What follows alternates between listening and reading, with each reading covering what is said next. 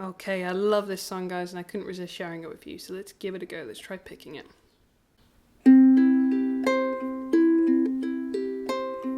Wise men say only fools rush in, but I can't help falling in love with you. Shall I stay? Would it be a sin if I can't help falling in love with you? Like a river flows surely to the sea, darling, so it goes. Some things are meant to be. So take my hand, take my whole life too, for I can't help falling in love with you,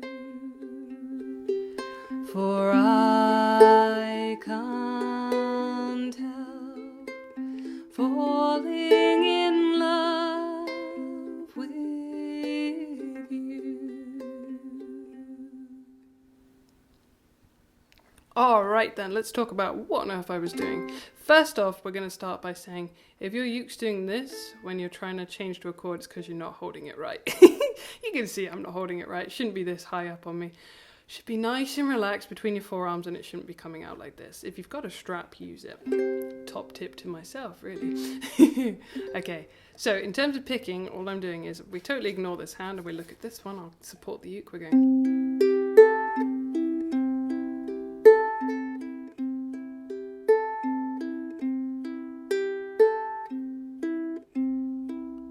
So before you do anything else, and this always applies when you're learning a new picking pattern, just do this without any chords.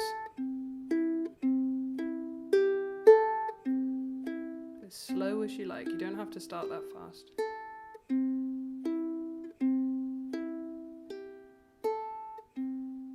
Then once this hand has it programmed in, then you start putting chords down. Otherwise, just be mean to yourself. You don't want to do that.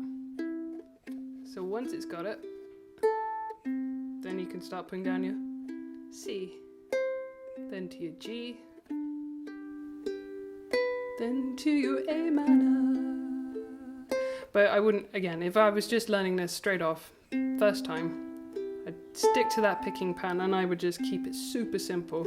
See if I could get from a C to a G first, then back to a C. Simple, simple. So don't run before you can walk, basically.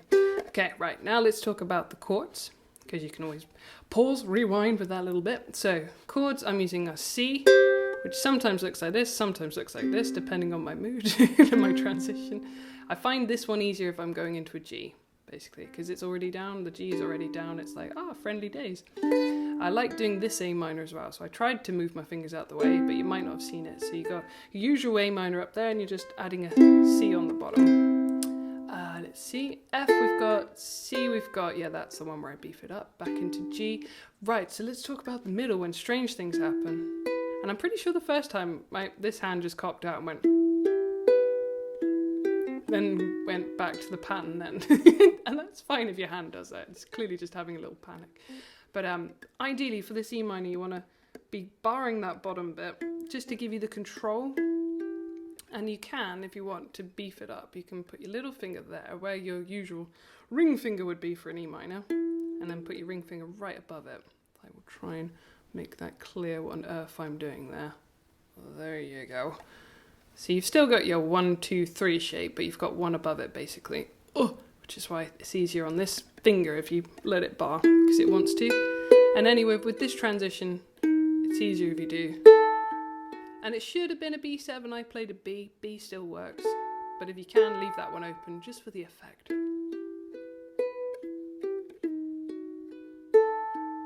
So that's your E minor.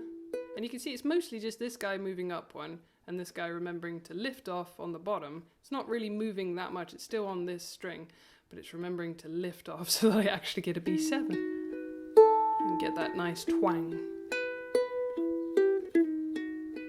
So you'll go, like a river flows surely to the sea, darling, so it goes. Some things, A7, just one finger on first fret, are meant to be D minor. And then two, I quite like going actually to a G7 here, because it's a nicer transition than going from that to a G, especially when you're holding your uke wrong, because it goes whee. So try a D minor to G7 here. So you've got some things are meant to be G7, and take notice I've beefed up the C. And so basically whenever I've got a G to a C transition coming up, I like to beef this up just because it makes it easier to get between them. You can leave it down on the F as well, so I quite like going for I can't help falling in love with you. So you can just leave the C down because it's in an F chord anyway.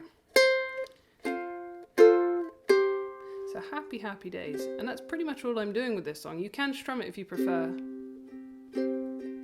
I would go down, down, up, down, up, down, down, up, down. Just that repeat. So you go, wise men say only fools rush in. You don't have to do that many beats really. I like it nice and lazy because I like the song. What you can do when you're strumming is down, down, down, up, down, up, down. Down, down, up, down, up, down. Down, down, up, down, up, down. Down, down, up, down, up, down. Down, down, up, down, up, down. Down, down, up, down, up, down. Down, down, up, down, up, down. Down, down, up, down, up, I can't help falling in love with you. So find what works for you. You can kind of tell I prefer to pick it, but see what works for you guys anyway. Okay, so thank you very much for watching. I really hope that's been of help to you guys, and I hope you're keeping nice and healthy and happy, more importantly, okay? Well, actually, health is happiness. It's all important, isn't it? So thanks for watching. See you again soon. Bye.